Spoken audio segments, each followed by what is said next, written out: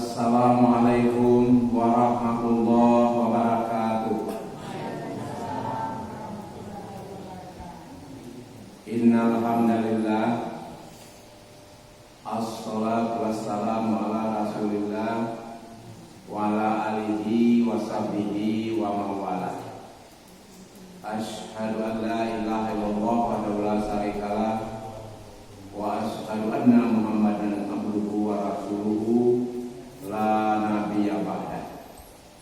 Faqala Allah ta'ala fil Qur'anil azim, a'udzu billahi minasy syaithanir rajim, bismillahirrahmanirrahim. Ya ayyuhalladzina amanu ittaqullaha haqqa tuqatih wa la tamutunna illa wa antum muslimun. Shadaqallahul azim. Jamaah sholat maghrib dan isya yang dirahmati Allah, mari kita mensyukuri nikmat Allah. Nikmat yang paling tinggi nilainya adalah nikmat sehat. Dengan kesehatan itu kita bisa beraktivitas, baik aktivitas itu untuk muamalah duniawiya atau untuk kegiatan aktivitas ibadah ukhrawiyah. Jadi sehat itu lebih dari segala-galanya. Walaupun tidak ada piti tapi sehat. Sebab dengan sehat bisa cari piti. Apalah gunanya piti kalau tidak sehat? Duit 1 miliar tapi daging tidak boleh makan. Ya, ikan tidak boleh makan. Ya, yang lama-lama tidak boleh makan. Ada dimakan ubi rebus. Ya kan? Jadi artinya nikmat sehat ini adalah suatu yang paling berharga. Oleh karena itu pantas kita mensyukurinya. Nah, bagaimana mensyukuri nikmat Allah yang ada ini? Ya tentunya kita melaksanakan perintah Allah. Berterima kasih kepada manusia, kita ucapkan terima kasih. Tapi berterima kasih kepada Allah, apa caranya? Nah ini, ya, ibadah dengan menyempurnakan ibadah kita, utamanya yang wajib, kemudian menambah ibadah sunnah yang ada tuntunan Allah dan Rasul. Ya, misalnya banyak sekali itu ya, untuk menunjang sholat wajib kita ini, itu ada sholat sunnah.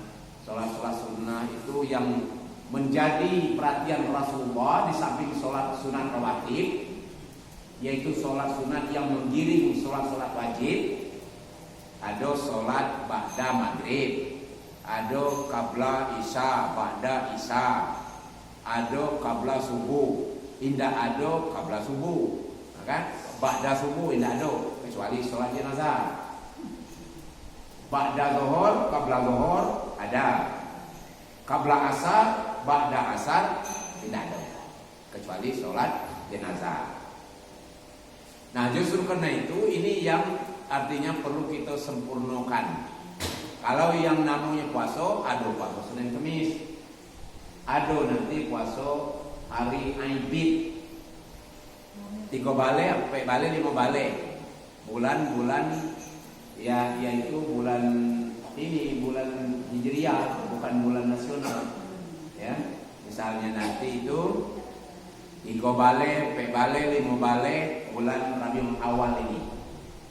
Hari ini kan sudah tanggal 2 Rabiul Awal. Ya, sudah tanggal 2 Rabiul Awal. Artinya itu sudah masuk bulan orang sering memperingati kelahiran Nabi. Nah, itu perlu kita ingat. Dan kita harus hafal, orang Islam ini harus hafal nama bulan-bulan Hijriah. Ibu-ibu masih ingat bulan-bulan Hijriah? Masih kan? Iya masih.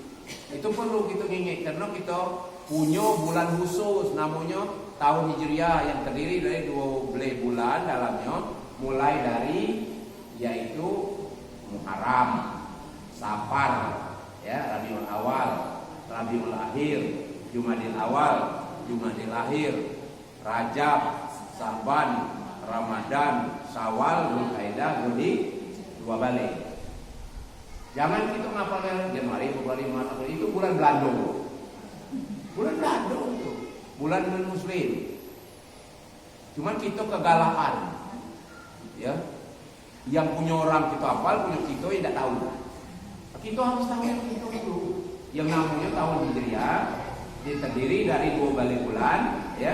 Itu mulai dari Muharram, ya. Itu harus tahu, ya. Bulan terakhirnya adalah Dzulhijjah, hari raya Idul Adha. Itu kita harus tahu. Anak-anak diajarkan supaya kenal, ya. Jadi itu tentunya bagi kita menjadi kewajiban mensyukuri nikmat Allah Subhanahu wa taala. Kemudian kita berusaha untuk menyempurnakan yang namanya sholat wajib itu. Yang selama ini kita kurang berjamaah, usahakan berjamaah. Nah,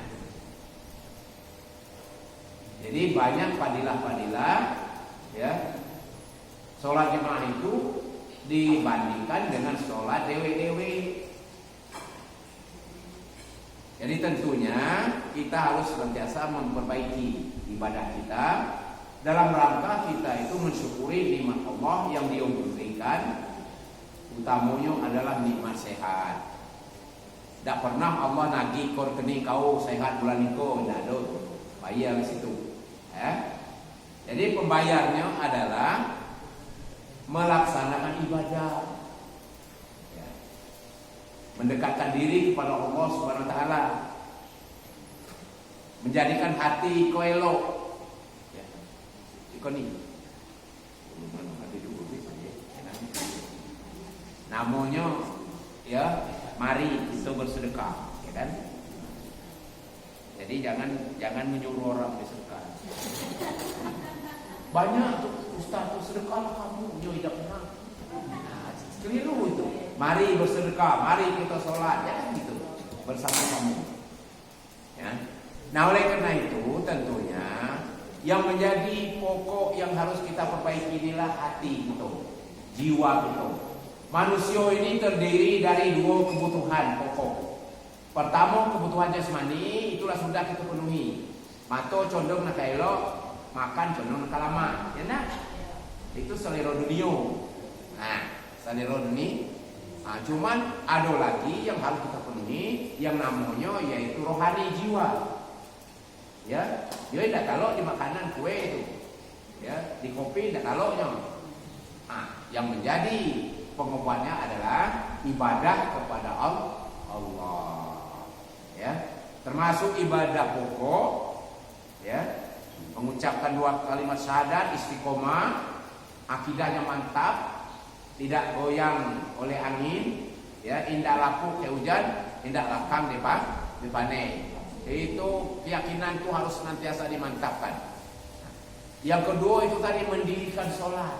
Jangan hanya sekedar sholat, mendirikan sholat, arti itu memahami apa yang kita lakukan. Nah, ini minimal kita harus tahu apa makna Al-Fatihah. Itu minimal, ya. Harus kita tahu, ya. Oleh karena itu dalam sholat tidak sah ketika kita sholat sendirian tidak baca Fatihah.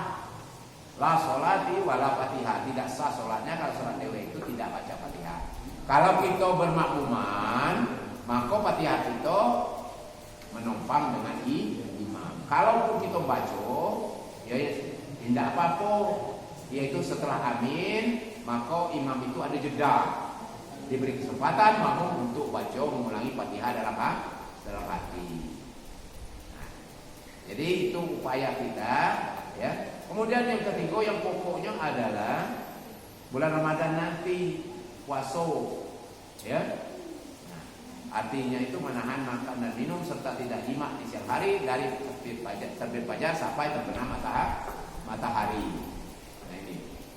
Cuman kadang-kadang, ya, ada sesuatu yang menjadikan kita itu tidak puasa bukan dengan alasan syar'i.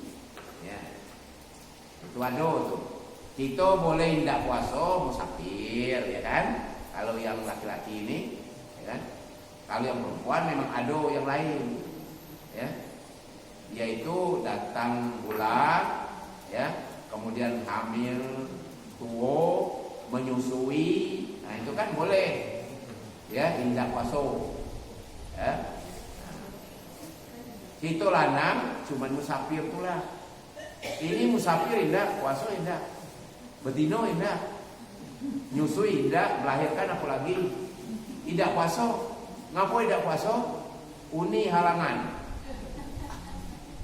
uni muli indah puasa tetapi udah puasa. Nah ini, karena ini adalah kewajiban perorangan, namanya fardu ain. Nah, fardu ain, kewajiban orang per orang kepada Allah Subhanahu Ta'ala. Tidak boleh kita minta tolong ke bini, tolong, kamu tidak baca sholat, kamu main gap malam. Nah, tidak boleh. Jadi itu ya namanya kewajiban individual, ya, yaitu namanya adalah fardu ain. Ketika kita tidak melakukan, tentunya dosa kita harus menanggungnya. Oleh karena itu dalam salah satu hadis Rasulullah, siapa kamu yang meninggalkan satu saja sholat wajib, maka luar biasa daripada siksaannya. Contohnya di dalam satu hadis itu, siapa kamu yang meninggalkan sekali saja sholat subuh tanpa alasan syar'i, maka dosanya kamu akan dibenamkan di neraka jahanam 60.000 tahun. Ukuran akhirat, bukan ukuran dunia. Satu hari di akhirat, 1000 tahun di dunia. Luar biasa siksaan itu, ya. Jadi jangan main-main dengan sholat, jangan dianggap enteng sholat ini, ya. Orang kadang-kadang sedang ya banyak cuek sholat, apalagi yang galak mancing. Sedang mancing itu orang azan, ya, hayyalas sholat, nah, mari kita sholat. Hayalal falah, kata kawannya gue azan orang. Apa kata kawannya yang lain sama mancing? Pak itu gawe orang masjid itu. Iya, nyola digaji bupati itu, ya kan? Supaya dia tiap waktu azan. Padahal itu, ya, melalui muazin Allah mengingatkan kita, mari sholat. Karena kamu sholat itu adalah akan mendapatkan pahala. Inna sholata tanha 'anil fahsya'i wal munkar, dan akan mencegah kamu perbuatan ya fasik dan mungkar. Nah itu. Cuman kita tidak galak. Nah, ayalal falah, mari kita menuju kemenangan. Kita suruh Allah nunggu. Ya. Nanti dulu, ambo masih nak menjahit seketek. Nah, ambo masih nak kerja seketek lain. Apa? Allah kita suruh nunggu, ya kan? Jadi itu kadang-kadang kita tidak memahami, ya. Sebab ketika waktu panggilan sholat ini datang, apapun yang menjadi pekerjaan tinggalkan. Betapapun pentingnya pekerjaan itu tinggalkan. Dalam surat Al-Jumu'ah kan kejalek diterangkan. Ya ayyuhallazina amanu iza nudiya lis-sholati min yaumil jumu'ah fas'au ila zikrillah wa zarul bai' zalikum khairul lakum in kuntum ta'lamun. Hai sekalian orang yang beriman, maksudnya kita inilah. Apabila datang waktu sholat, segeralah kamu ngingat Allah. Tinggalkan segala pekerjaan, ya. Tinggalkan jual beli, apalagi pekerjaan lain, ya. Nah ini tinggalkan itu kalau kamu mengetahui. Cuman barang itu banyak orang tidak mengetahui. Bukan tidak mengetahui, tidak galak tahu. Ya, tidak galak tahu. Jadi apapun kegiatan tinggalkan, ini perintah Allah. Karena Allah mau menjadikan kita orang yang menang. Allah ingin menjadikan kita orang yang selamat dari azab kubur sampai kepada azab alam akhirat. Cuman kita yang lalai, dasar manusia lolo, disuruh elok tidak kalah. Padahal untuk kita itulah Allah itu adil. Ayat selanjutnya dijelaskan, Faiza qudiyatis sholat fantasiru fil ardi wabtaghi min fadlillah wazkurullaha katsiran la'allakum tuflihun. Ya. apabila kamu sudah melaksanakan sholat, fantasiru fil ardi, bertebaranlah kamu di muka bumi mencari karunia Allah, mencari rezeki dari Allah. Tidak disuruh kita diam dulu di masjid, tidak. Carilah usaha kamu, nanti amwakiyah atau Tuhan. Kamu sudah melaksanakan ibadah. Dalam Al-Fatihah kan dijelaskan, iyyaka na'budu wa iyyaka nasta'in. Kepada engkau kami menyembah, itu dulu yang dilakukan, baru minta pertolongan.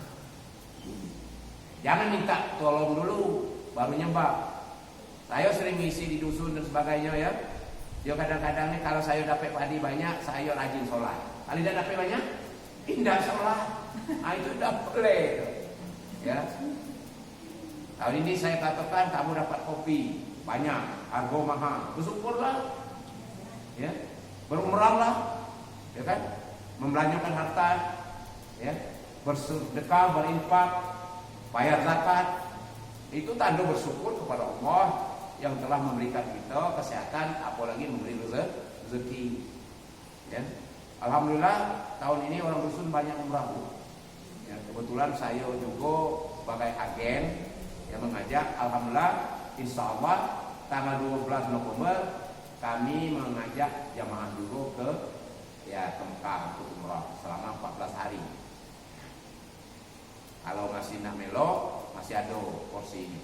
Iya. 14 hari biayanya 36. Pesawat Garuda Airlines tanpa istirahat. Hotelnya mungkin Bapak sudah menengok Hotel Anjung yang dekat WC3 Masjidil Haram tuh. Nah, di situ artinya istimewa. Cuman 36. Ya kan? Ya. 36 juta. Ya. Beli hari balik pergi. Jadi sehari balik, sehari pulang, 2 beli hari di sana. 5 hari di Madinah, 7 hari di ya. Nah, jadi saya sudah mendapat 19 orang. Ya, jatah kami di sini 40 orang. Kalau tidak itu ditutup oleh orang lain. Tapi insya Allah masih, ya karena di dusun belum banyak kering kopi atau yang alasannya, ya itu ada bayar tambahan. Cuman banyak juga yang beli mobil, ya mobil ras, mobil expander. Lah itu kesenangan dunia. Kalau sudah kita untuk mencari kesenangan akhirat, silahkan kita mencari kesenangan dunia. Fantasiru fil ardi waqtabu min fadlillah. Wazkurullah katsiran la'allakum tuflihun. Memang Allah nyuruh, cuman utamakan dulu yang urusan-urusan akhirat ini. Nah, tanda-tanda orang baik itu kata Rasulullah, pertama, ya, kalau urusan harta benda, kekayaan, jabatan, mencari ke bawah, masih ada orang yang saru dari kita, betul kan? Berarti kita bersyukur, kita lah bisa makan minum dengan sehat, ya. Kemudian ini rezeki itu ada, bersyukur. Itu kalau urusan dunia, urusan jabatan, urusan kesenangan. Ya. Tengok di bawah, supaya kita bersyukuri. Alhamdulillah, saya tidak perlu sarunya, ya kan? Ya. Kalau urusan akhirat, mencari kate. Kenapa orang kok bisa berjamaah di masjid? Kenapa ambo tidak? Nah itu, tanya ke awak. Hoi, kamu tanya ambo dewe. Ngapo kau tidak baca ke masjid? Orang itu jauh dari masjid, orang itu cacat, kadang-kadang pincang, matonya sudah kabur, masih ya itu sering ke masjid. Ambo sehat, tidak ada orang tidak ke masjid. Tanya ke diri awak. Kan? Itu namanya kalau untuk ibadah, nah kita tengok orang di atas itu. Supaya kita juga berusaha untuk seperti itu, ya kan? Ini. Kemudian orang yang elok itu, kalau dia ada kebaikan, dia tidak ada terlalu nyingeknya. Seakan-akan dia belum pernah berbuat baik, supaya dia setiap saat itu buat baik. Tidak ada berhenti-berhentinya, karena dia merasa dia belum pernah berbuat baik. Perbuatan kebaikannya dilupakannya. Dianggap tidak ada. Nah ini kalau orang tanda-tanda orang elok di dunia ini. Sebaliknya kalau ada kesalahan dia ingin terus. ambo kok salah, ambo keliru, ambo kok pendusta, ambo kok janggal, supaya berubah. Nah, supaya berubah. Jadi yang salah kita ingat taruh. Nah, yang baik jangan diingat, lupakan baik, supaya kita senantiasa berbuat kebaikan. Ya. Nah, justru karena itu tentunya mari kita memperbaiki ibadah kita, tentunya dimulai daripada kita untuk memperbaiki hati kita. Sebab yang namanya kalbun manusia ini itu ada 3 tingkatan, ya. Pertama yaitu kalbun sayyid, yang kedua kalbun maid, yang ketiga kalbun marid. Nah, sayyid, marid, maid. Yang namanya kalbun sayyid adalah perbuatan hati yang senantiasa berbuat elok. Apapun yang dibuatnya elok terus dijaga oleh malaikat, karena dia biasa berbuat elok. Misalnya malam hari kita senantiasa bangun untuk sholat malam. Jam 3 itu malaikat membangunkan kita, diperintahkan oleh Allah. Bangunkan lanang itu. Dia biasa sunat malam, bangunkan ibu itu.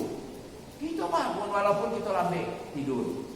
Nah, ini kalau ya kebiasaan baiknya itu sudah medok, sudah biasa.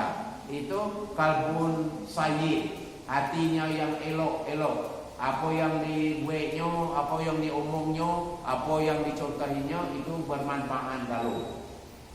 Tidak ada yang pernah mubazir. Karena hati itu sudah elok. Tidak kecek sombong, ya tidak, yaitu merasa tinggi hati, ya, tidak merasa dia itu lebih dari orang lain. Nah, jadi kalbun sayyid itu ya ditunjukkan dari perbuatan keseharian kita itu yang elok-elok galau sehingga mendatangkan kebaikan. Dan kebaikan itulah akan menolong kita, yaitu pada waktu kita sudah nanti kembali ke hadirat Allah Subhanahu wa taala. Kebaikan itulah, ya. Nah, jadi kita berusaha yaitu menjadikan kita ini memiliki hati yang kalbun sayyid, kalbun yang